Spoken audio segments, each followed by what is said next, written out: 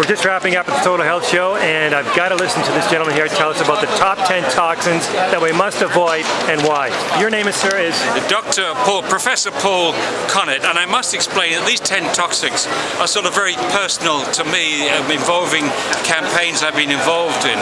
You know, John Lennon said it best, life is what happens when you're busy making other plans. I was busy making plans 27 years ago, and the college librarian said, what's the issue of incineration? Well, I've been fighting incinerators now for 27 years. It's taken me to 55 different countries. 16 years ago, my wife said to me, read these papers and tell me what you think about fluoridation.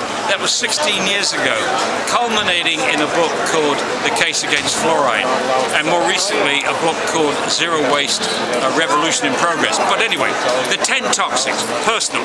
Number 1, we got to get fluoride out of the drinking water. Number 2, we need to get mercury out of our mouths. Mercury amalgams, so-called silver fillings. Let's get the mercury amalgams out of everybody's mouths. Thirdly, we need to get the mercury out of vaccines. For a long time they've been injecting babies with vaccines with organic mercury in them, thimerosal, and they still have thimerosal in some vaccines. That has to stop. 4, we need to get GMOs out of agriculture for obvious reasons, and pesticides for that matter. One that's very close to me is getting PVC plastic out of commerce, because in the manufacture of PVC plastic you produce dioxins and furans. It's 58% chlorine. It was developed by the German industry to get rid of chlorine. Anyway, when you burn PVCs, you get dioxins and furans, which brings me to the next issue, which is let's get incineration out of waste management, because A, it produces ash. For every 4 tons of trash, you get 1 ton of ash that nobody knows what to do with, so you don't get rid of landfills. It also puts very toxic substances into the air, and they come out as nanoparticles. And the modern air pollution control equipment can't capture nanoparticles. And so these very tiny particles escape, and there's no defense. They go straight through the lung membrane, into the bloodstream, into every tissue in the body. I want to go back. I'm out of order here. I also recommend that we get sugar-laden soft drinks out of schools. Our kids are being overloaded on sugar. It's ruining their teeth, and of course it's making them obese, and that's very, very, very serious. And that relates to fluoridation, because one of the big pushes of fluoridation in the 1950s was the sugar lobby, who said we need to find a way to reduce tooth decay without reducing sugar consumption. So sugar and fluoridation, promotion of fluoridation went hand in hand. A lot of money went to nutrition departments to push sugar. Then I said we need to get aspartame out of products, and explain how Donald Rumsfeld came in and got his friends in Washington to get this approved by the FDA by appointing a new commissioner when the scientists at the FDA had rejected this. Now aspartame is in over 9,000 products, and Americans are bigger, are fatter and sicker than they've ever been. So I don't know about aspartame stopping people getting fat. That doesn't seem to be working. So we're down to toxic number 9. Toxic number 9 is to get waste out of our vocabulary. Nature makes no waste. It's a human invention. We make waste by mixing. It's a design problem. We have to have a combination of community responsibility at the back end, industrial responsibility at the front end, and together we move towards zero waste, which we can link then with other aspects of sustainability. I went into that this afternoon. Then finally, that links to all these other issues, we need to get dishonest bureaucrats out of government. That should be number 1.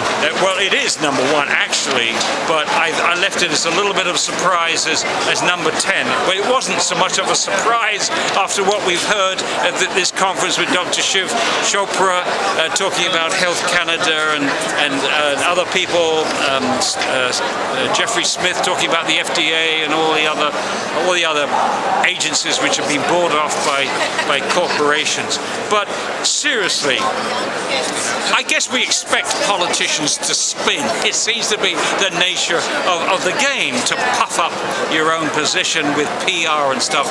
But we don't have the expectations that bureaucrats will spin.